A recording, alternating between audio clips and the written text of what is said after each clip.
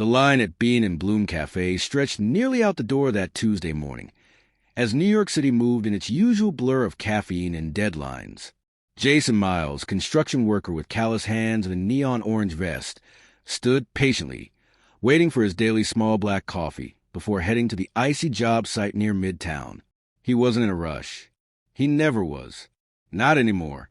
Not since the accident that slowed life down for him, when a collapsed scaffold broke 3 ribs and nearly ended his career. Recovery took time, but more than anything, it gave him perspective. He had learned to notice things. People, those trying to hide behind rushed glances and fake smiles. That's why he noticed her. A woman in a navy coat, silk scarf around her neck, heels that didn't belong in a coffee shop this worn down. Her hair was pulled back perfectly, and her posture suggested she was used to boardrooms and being listened to. But something about her was off. Her fingers fidgeted with the clasp on her purse.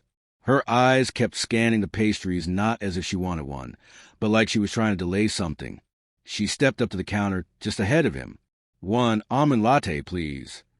$5.75, the barista said, ringing it up. She reached into her bag, pulled out a sleek black card, and handed it over casually until the machine beeped. Declined. She blinked, tried again, declined. Jason saw her smile falter for a millisecond, lips tightening, eyes darting to the growing line behind her. She reached for her phone, probably thinking to check a banking app or call someone, but Jason stepped forward without a word. "I got it," he said, handing a $10 bill to the barista. She turned quickly. "Oh, no, please, you don't have to."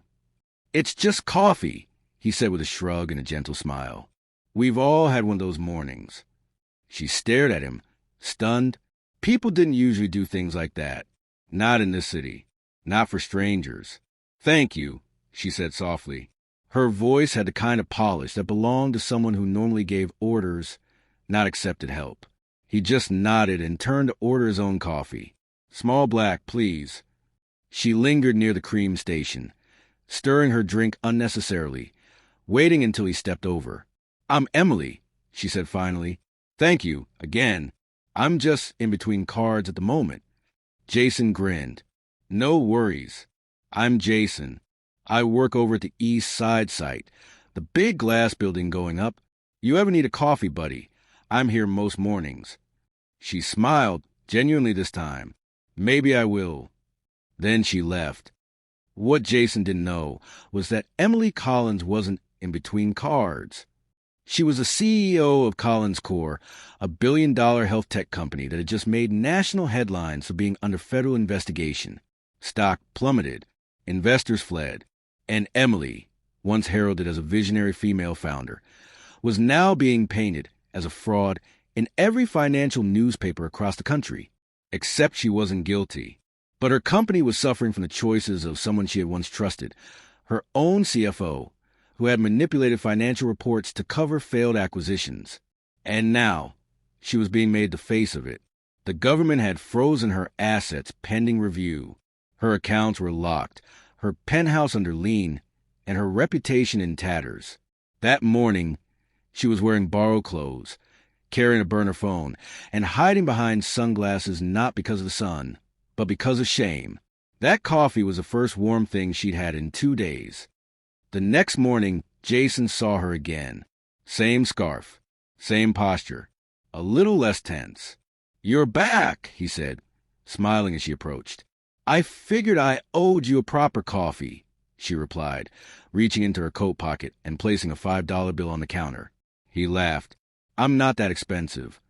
She smiled and gestured to a corner table. "Sit with me?" He hesitated, then nodded. They talked for almost an hour. She didn't tell him who she was. Not yet, but she asked questions about his work, about how he got into construction, about the time he fell, and how he came back. He spoke about how losing his job temporarily made him realize how fragile everything was. "How did you not give up?" she asked. He shrugged. "Because someone showed up when I didn't expect it. A foreman brought me groceries once when I had nothing. Another guy gave me a ride every day for weeks after surgery. Made me realize People don't have to change the world to change someone's day. She swallowed hard at that. Those words sat heavy in her chest. Over the next 2 weeks, Emily showed up more often. Sometimes she had money. Sometimes she didn't. Sometimes she just sat and talked. Jason never pressed, never judged, until one day she didn't come. He waited 3 mornings in a row. Nothing. Then on the 4th, he saw her face, on the news playing on the cafe's TV.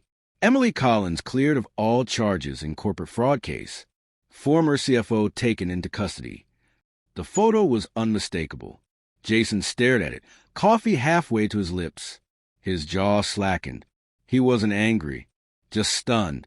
She'd sat across from him, sipped coffee, asked about drywall and knee pain, and she was a Millionaire CEO the whole time. That evening, as he walked home, the wind sharp against his face, he thought about what she must have been going through.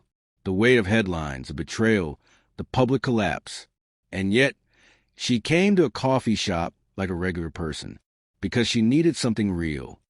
3 days later, a sleek black car pulled up outside Bean and Bloom. She stepped out, wearing a tailored suit now, hair neatly styled again, confidence restored. Jason was seated near the window, and their eyes met. She walked in, her heels clicking, drawing the attention of nearly everyone. "Hey," she said, approaching him. "You clean up well," he said with a smile. She sat down. "I figured I owe you more than coffee now. You don't owe me anything." "I do," she said. "Not for $5. For talking to me like a human when the world saw me as a headline." He looked at her seriously. "Everyone's just one bad day away from needing a little kindness." She nodded, and one good person away from believing they still deserve it. They sat in silence for a moment, the cafe buzzing around them. Then she pulled out a small card and slid it across the table. "My new foundation," she said. "We're starting with grants for injured workers and small kindness initiatives in cities like this. It's called Miles Ahead, named after someone who reminded me what being human really looks like."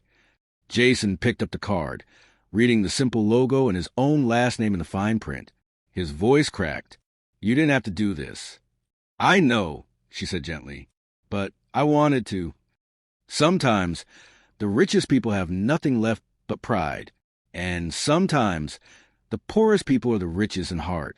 In a city of millions, one small act of kindness, a $5.75 cup of coffee, had rewritten the ending to a story that almost broke a person. And in return, that kindness came back, not in dollars, but in purpose. Because real wealth is measured by what you give when you have nothing to gain.